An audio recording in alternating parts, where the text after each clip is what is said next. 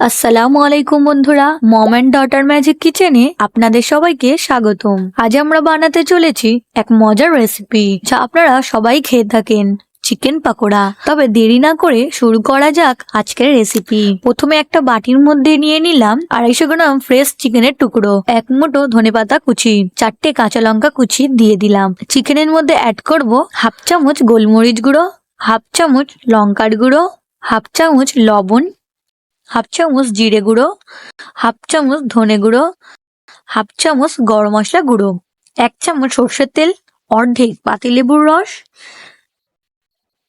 1 চামচ soya sauce, 1 চামচ আদা রসুন বাটা, 1 চামচ বেসন, 1 চামচ কর্নফ্লাওয়ার।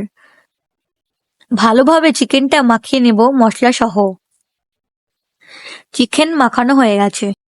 গ্যাস অন করে একটা কড়া বসিয়ে পরিমাণ মতো সাদা তেল দিয়ে দিলাম। তেল গরম হয়ে গেলে চিকেনের টুকরোগুলো একে একে ছেড়ে দিলাম। এপিট ওপিট করে লাল লাল করে ভাজা ভাজা করে তুলে নিলাম। তারপর খেয়ে দেখলাম দারুণ। আপনারা অবশ্যই বাড়িতে বানিয়ে ট্রাই করুন।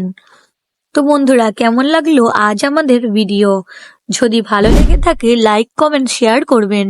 চ্যানেলটি সাবস্ক্রাইব করতে ভুলবেন না।